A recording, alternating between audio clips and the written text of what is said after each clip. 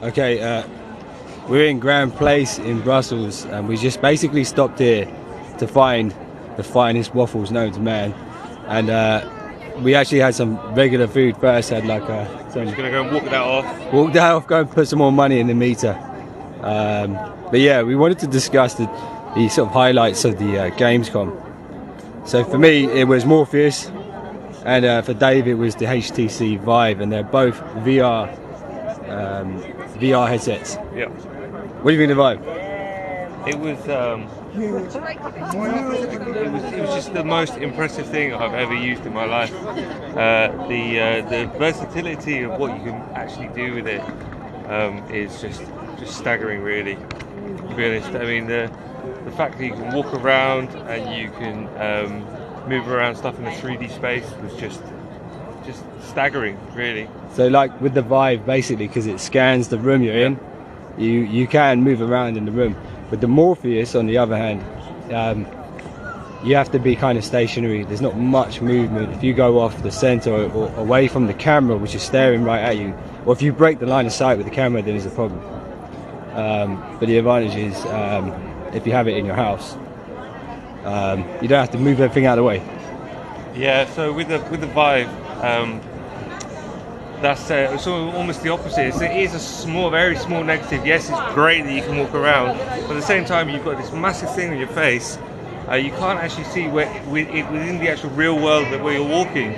So, I mean, in a front room environment, if you've got like a coffee table or breakables around or anything like that, you could quite easily walk into something. You very quickly lose your bearing of where you are in the actual real world space. I think it was this way. Yeah, so with that, I think the advantage of the Morpheus over the Vive is the fact that you don't have to be a PC genius to get this thing working. If you've got a PlayStation camera and the PlayStation Move controllers, then basically it's all been geared towards the PlayStation platform. It should be fairly easy to set up and use, I would say. Looking at the kind of equipment they had going on at the event, there was some really high-tech stuff, like Dave was hardwired to some kind of a terminal. A bit like the Matrix. Yeah, on the back of my head. Wire at the back of his head. We weren't allowed to even look at the screen that was running the software. Yeah. So that kind of indicates to me that it's not quite ready yet. The Morpheus, however, seemed pretty smooth. I mean, I was literally in a vehicle with like an English gangster. Might be something I know a little bit about, or maybe not. But yeah, I had a newsie, I had magazines in the sort of side here, and I could literally pick them up and reload. And I was even doing like kill shots. I was like putting the gun to the side, shooting, and changing the radio station and all this kind of stuff. It was quite pretty good. The one thing that bugged me though was I picked up like a can on the floor and I wanted to throw it at the guy in the driver's seat for a laugh, and he didn't even like react to it. He wasn't even like, "Oi, watch it, will ya?" or something like that. So for me, I think the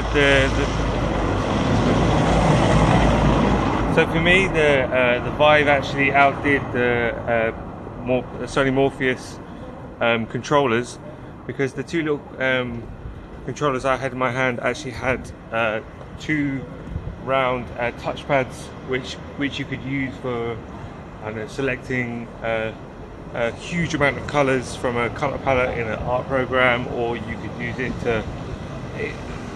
it to change the tools you were using in the kitchen simulator. It was just like the level of versatility you get from that versus the sticks with the ping pong lights on the top. But you know what? I think at the moment when I was using the Morpheus, you could only use the triggers. Yeah. But they've got more controls on there as well. So in the future, you probably have some more advanced stuff. The other advantage, I think, I don't know because I didn't try on the Vive, was it was really lightweight. They've changed the screens in the eyes, in the goggles, to OLED screens, which means a higher refresh rate, less motion sickness. I actually didn't get any motion sickness. No, likewise. No motion sickness on the. But then I was walking around. That's one of the things of So were you turning your head quite quickly? Yeah, I did a lot of looking around very quickly. Yeah. I mean, obviously bearing in mind one of the main reasons you get motion sick is because you're motionless and you're then moving around in the headset. So yeah. So I mean, there was really, I didn't experience any motion sickness, which was good. I mean, like I was saying before though, one of the best things about the Morpheous is it's really quite light on your face. Yeah, it was good actually. It was comfortable to wear. I mean, you could play a game, you know, for a few hours with that on, and you wouldn't be like sweating or anything. yeah, which is cool. The Vive, however, I did take that off. I mean, it was a hot day, and the Gamescom exhibition center wasn't massively cool. Obviously, as you expect, there's lots of computers and games and people and so on and so forth. But I did take that thing off my face, and my face was very, very wet from sweat. So I'm assuming the heat from the monitors inside that headset were the cause of that. Yeah. So right now, for me, I mean, the big problem for Vive, I think, is the fact that you need a big space.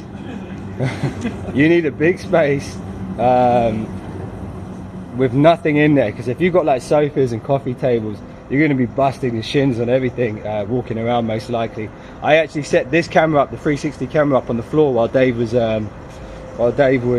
using the Vive, and he nearly stepped on it at one point. I had to go and move out of the way. So once again, you can't actually see where you're moving around within the actual real world space. Yeah.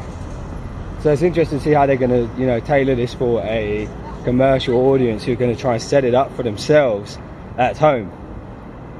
Whereas the Morpheous is really sort of, you know, plug and play, kind of sit on your sofa and or stand in front of your TV kind of thing. So that's the advantage of the Morpheous. Price wise, no idea. What do you reckon? So a rough rumbling I heard knocking around the Vive stand was there's a expectation it will be somewhere in the region of £500 to £1,000. Again, I'm not sure if that's just for the headset itself, or if that comes bundled with a PC and controller and headset. I don't know, but yeah. I would expect it's probably just headset and controller. Well, the good news for PlayStation fans are, if you already own the PlayStation camera, if you already have the Move controllers, that's compatible with Morpheous. I would expect them to be quite cheap now, because I know at one point they were selling them off dirt cheap when it didn't really fly on the PlayStation 3. So you should be able to get that stuff relatively cheap. I would expect the Morpheous to be, I would definitely say over 300 quid. It's going to be between 3 and a grand, I reckon. £1,000. £1,000 bag of sand. Possibly. But anyway, we're nearly back at the car now. Let's go chuck some more money in the meter. Then we're going back for some waffles. Anyway, this is WhatGear from Brussels, on the way home from the Gamescom. See you in the next one. WD.